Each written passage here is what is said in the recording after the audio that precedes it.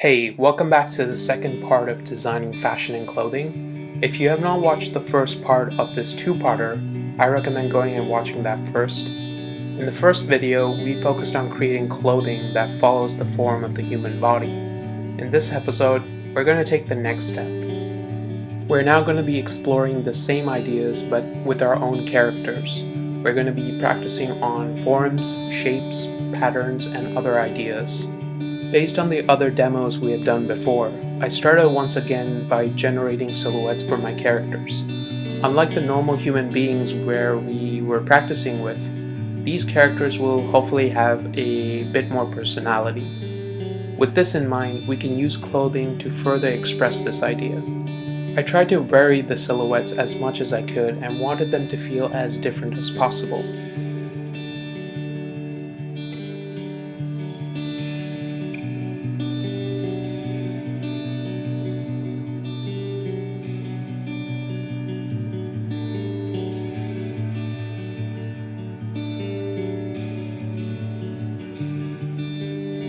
As I also mentioned in the last episode, having references is important and it helps you go a long way.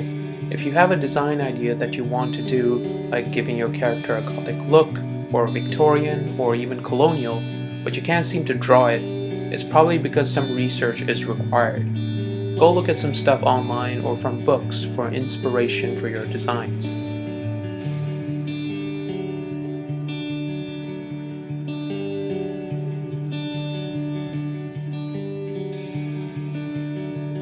Here are some of my references for one of my designs for the monster character silhouette. I'm going to be taking inspirations from each and allow them to be the building blocks.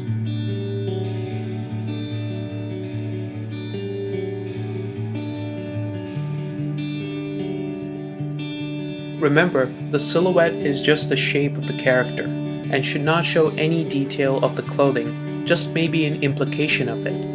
That is something that you draw and think about after drawing out the foundational body structure. The shape of the character is important and does influence how you think about designing the clothing later on.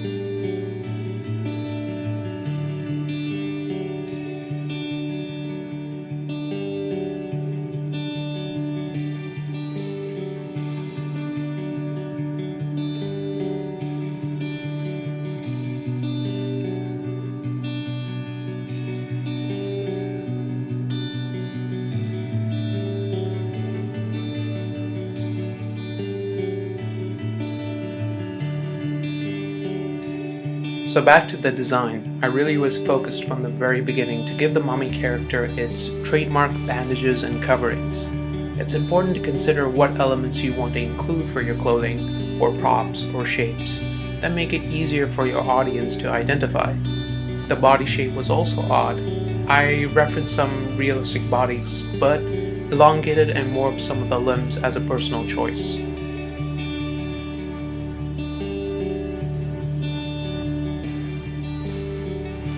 I also wanted to add some more elements to the character like jewelry, headgear, and other patterns. Although my footage is sped up, the actual process in real time takes quite long and some thought. It's important that I show you this process and all the mistakes and changes that I make along the way. Keep this process as organic as possible and just draw, even if it turns out really bad.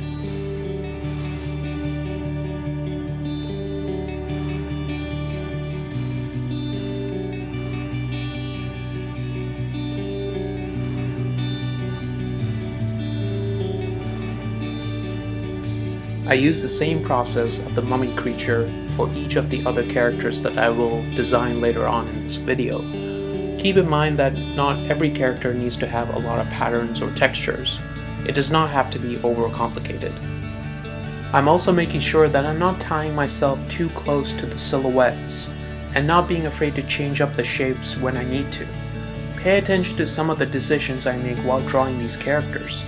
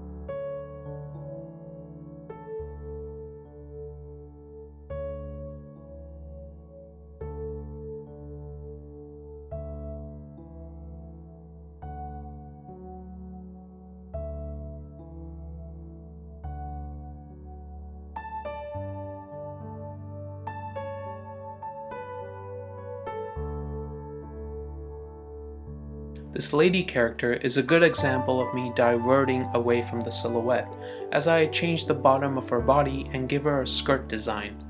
It helps distinguish herself from the other characters and allows me the chance to create patterns on the clothing itself.